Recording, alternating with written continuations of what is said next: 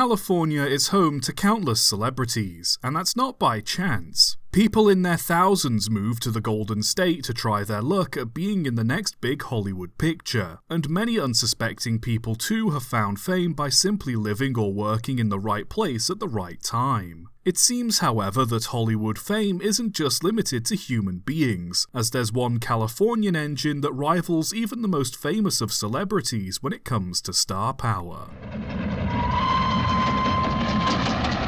In 1891, the Prescott and Arizona Central Railway ordered a 460 locomotive from the Rogers Locomotive and Machine Works. Built as construction number 4493, the engine was given the number 3, named W.N. Kelly, and was put to work that year. With a pair of 17 by 24 inch cylinders, 56 inch driving wheels and a weight of 50 tons, it was an ideal little engine for the mixed traffic work on the rough and rugged rails of the West. Its career on the Prescott and Arizona Central didn't last long, however, as the railway became bankrupt in 1893, just 2 years after Number 3 had been built. Number 3, along with many of the railroad's other assets, were moved to California, where they were eventually used to form the basis of the Sierra Railway in 1897. The railroad was established to help connect various mining and timber regions, with Number 3 playing a key role as a freight engine, as well as helping in the construction of the lines connecting Jamestown, Sonora, and Tuolumne.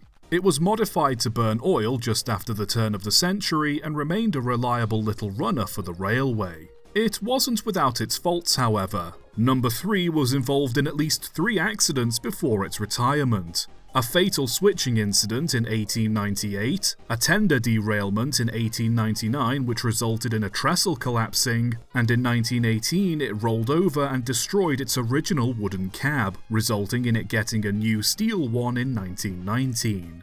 The arrival of Baldwin 280 number 18 in 1906 led to Number 3 being displaced from regular freight work, and was instead used for general mixed traffic services. With Number 3 now less of a mainline runner, it was available for more unconventional work. It was hired by producer William Fox for use in the Western movie The Terror, which came out in 1920, and later in 1929 was borrowed again for use in The Virginian. Number 3 went on to further star in 1930's The Texan, 1932's The Conquerors, and 1933's Laughter in Hell. But acting alone wasn't enough to pay the bills, and by 1932, Number 3 was unable to keep up with the railroad's traffic and was taken out of service.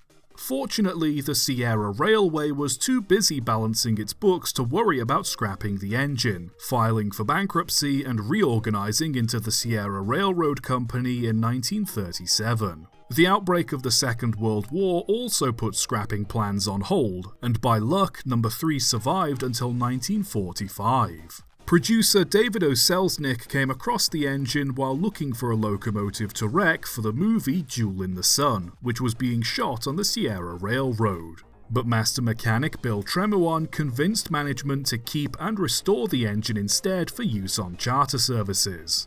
Work began restoring the engine in 1947, and by 1948 it was back in steam, heading an excursion sponsored by the Pacific Coast Chapter Railway and Locomotive Historical Society. Now back in steam, Number 3 got a new lease on life heading special services, but more notably appearing in numerous westerns, both on TV and in film. Some of these titles included Drums in the Deep South, High Noon, The Return of Jack Slade, The Great Race, The Lone Ranger, Casey Jones, Rawhide, Petticoat Junction, Bonanza, and many more.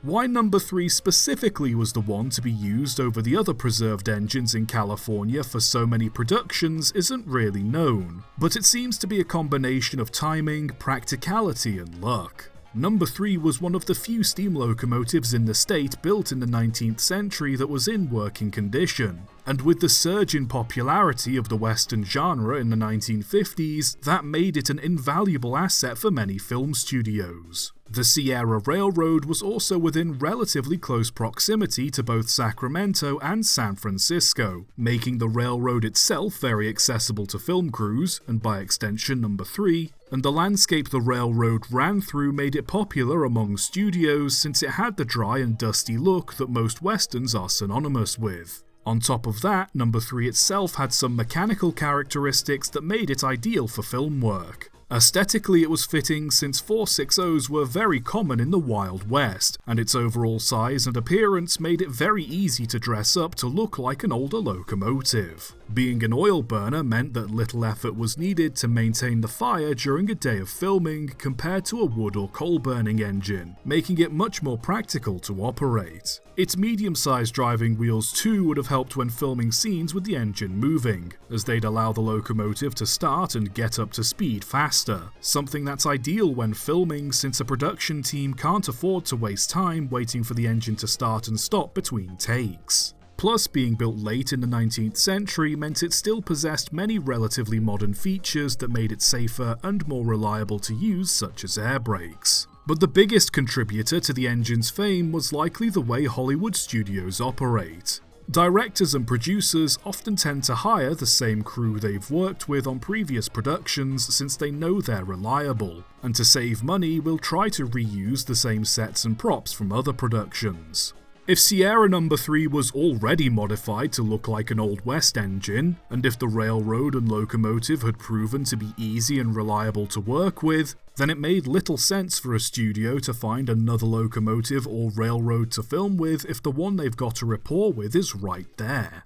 And when one studio finds somewhere that's aesthetically perfect, reliable, and affordable to film at, it isn't long before another studio catches wind and begins filming there themselves. It's this combination of things that led to number 3 starring in over 70 productions and the railroad itself to appear in over 200. The movie business became so profitable for the Sierra Railroad that in 1971 it converted part of its line into Railtown 1897 State Historic Park, preserving the track and landscape which serves as a tourist attraction and a place for studios to hire out for film shoots. The most famous example perhaps being Back to the Future Part 3. By 1995, number 3 was in need of an overhaul and was taken out of service over safety concerns. Repairs began in 2001, but efforts were slow and costly. A fundraising campaign began in 2007, with many enthusiasts and celebrities alike coming forward to donate and raise awareness of the project, including Clint Eastwood, who'd frequently ridden on and worked with the engine in both his early acting career and in several movies he'd directed, who said the engine was, quote, like a treasured old friend.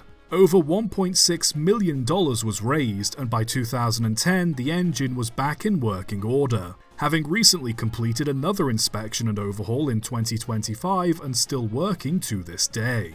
With the popularity of westerns long since over, it's mostly speculation as to whether or not the engine will appear in any more movies again in the future.